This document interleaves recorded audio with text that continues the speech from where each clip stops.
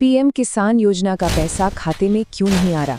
ये एक ऐसी समस्या है जो बहुत से किसानों को परेशान कर रही है। पर अच्छी बात यह है कि इसका समाधान मतलब इसका जो सल्यूशन है वो काफ़ी आसान है। चलिए आज इसी पर बात करते हैं और देखते हैं कि कैसे एक छोटी सी जांच से ये समस्या हल हो सकती है। अच्छा, इस पूरी बात को ना एक कहानी से समझते हैं। मान लीजिए किसान है रामू काका, बहुत मेहनती हैं, लेकिन हाल ही में अपनी पेमेंट को लेकर काफी परेशान थे। उनकी चिंता ये थी कि गांव में लगभग सभी के खाते में किस्त आ गई, पर उनके अकाउंट में पैसा नहीं पहुंचा। और ऐसा भी नहीं कि वो नए हों, उन्हें तो हर साल पैसा मिलता था। और ये एक ऐसी सिचुएशन है जो बहुत से लोग फेस करते हैं। तो फिर सवाल ये है कि आखिर गड़बड़ हुई कहाँ?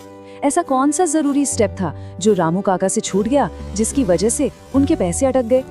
इसी एक सवाल में इस पूरी गुत्थी का जवाब छिपा है। और देखिए, ये कहानी सिर्फ रामू काका की नहीं है। असल में ये एक बहुत बहुत बड़ी समस्या है जो लाखों लोगों को परेशान कर रही है। बस एक छोटी सी गलती और पेमेंट सिस्टम में ही अटक जाती है। समझने वाली बात यह है कि दिक्कत सरकार की तरफ से नहीं है। सरकार पैसा भेज रही है, लेकिन वो पैसा बैंक अकाउंट तक पहुंचने से पहले ही बीच रास्ते में कहीं रुक जाता है, ब्लॉक हो जाता है। तो ये पैसा रुकता क्यों है? इसके पीछे ना दो मेन टेक्निकल वजह हैं। पहली, ई-केवाईसी की प्रक्रिया का अधूरा होना और दूसरी, बैंक अकाउंट का आधार नंबर से लिंक न होना। बस ये दो चीजें। और ये कोई छोटी मोटी चूक नहीं है। यही वो दो गलतियां हैं जो लाखों किसान अनजाने में कर रहे हैं, और इसी वजह से उनका जो हक का पैसा है वो उन तक नहीं पहुंच पा रहा है। तो चलिए, प्रॉब्लम की बात बहुत हो गई, अब सॉल्यूशन की तरफ चलते हैं। और अच्छी खबर ये है कि इसका हल बहुत आसान है और सीधा सरकारी वेबसाइट पर ही मौजूद है, जहां कोई भी अपना स्टेटस आसानी से चेक कर सकता है।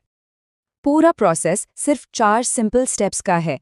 पहले वेबसाइट खोलनी है, फिर बेनिफिशियरी स्टेटस पे जाना है, आधार नंबर डालना है और गेट डेटा पे क्लिक कर देना है। चलिए एक एक करके इन सभी स्टेप्स को देखते हैं।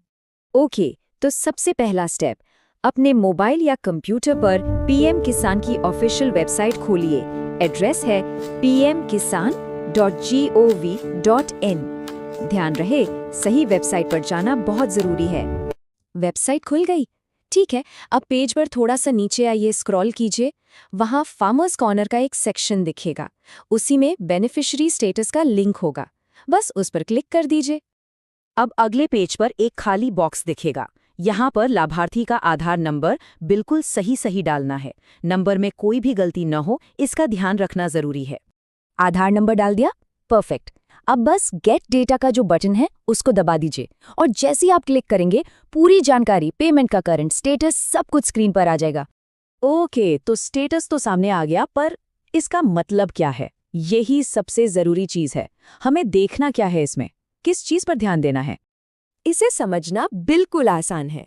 देखिए, अगर ई-केवाईसी के आगे पेंडिंग लिखा है या बैंक अकाउंट के आगे नॉट लिंक्ड लिखा है तो समझ जाइए कि गड़बड़ है। और अगर वहां सक्सेस और लिंक्ड लिखा है तो बधाई हो, सब कुछ ठीक है।